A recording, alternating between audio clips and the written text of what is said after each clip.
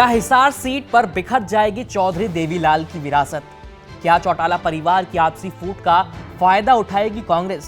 नमस्ते, मेरा नाम है आयुष और आप देख रहे हैं एबीपी लाइव का बिग पॉलिटिकल शो चक्रव्यूह, जिसमें फंसती हुई नजर आ रही है इस बार हरियाणा की हिसार सीट। और 2024 में हिसार पर लोकसभा चुनाव देखने लायक होगा। दरअसल जहां आमतौर पर चुनाव 2 या 3 बड़े प्रतिद्वंदियों के बीच में होता है, वहीं हिसार में यह चुनाव एक ही परिवार के बीच हो रहा है। हिसार के चुनावी मैदान में एक ही परिवार के ससुर और 2 बहुएं ताल ठोक रहे हैं। और अक्सर ऐसा देखा गया है कि आपसी फूट और लड़ाई का फायदा अक्सर कोई दूसरा उठा ले जाता है। और अगर ऐसा हुआ तो कांग्रेस की तो यहां बल्ले बल्ले हो जाएगी।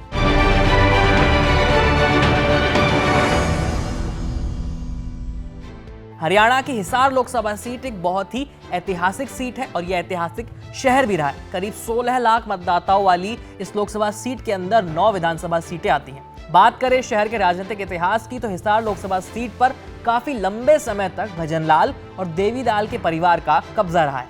1952 से अब तक इस सीट पर कांग्रेस ने कुल 7 बार जीत का परचम लहराया है। वहीं 2019 के लोकसभा चुनाव में बीजेपी को यहां पहली बार जीत नसीब हुई। इससे पहले बीजेपी हिसार में कभी चुनाव जीत ही नहीं पाई। अक्सर जब किसी कद्दावर और लोकप्रिय नेता की सीट पर उनके ही परिवार का कोई सदस्य चुनाव लड़ता है तो जनता उस प्रत्याशी को खूब वोट भी देती है। लेकिन हिसार में इस बार ऐसा नहीं होगा, क्योंकि इस बार के चुनाव में पूर्व डिप्टी प्रधानमंत्री और हरियाणा के पूर्व मुख्यमंत्री चौधरी देवीलाल की विरासत का एक नहीं बल्कि 3 वारिस हैं, जिस वजह से जनता भी कंफ्यूज है कि आखिर वोट दें तो किसे दें। क्योंकि तीनों प्रत्याशी एक ही परिवार से हैं तो इसके पूरे चांसेस हैं कि हिसार के वोटर ही नहीं बल्कि आप भी उनके बीच कंफ्यूज हो जाएंगे। तो पहले मैं आपको ये बता देता हूं कि ये तीनों प्रत्याशी आपस में एक दूसरे से किस तरह से जुड़े हुए हैं। दुष्यंत चौटाला ने 2 बार की विधायक और अपनी मां नैना सिंह चौटाला को हिसार के लोकसभा सीट से उम्मीदवार बनाया है, जहां उनका मुकाबला अपने ही ससुर और भाजपा के उम्मीदवार रंजीत सिंह चौटाला से होगा। नैना जहां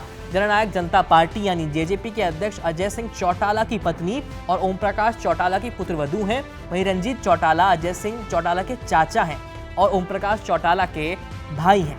इन दोनों उम्मीदवारों में ससुर और बहू का रिश्ता है।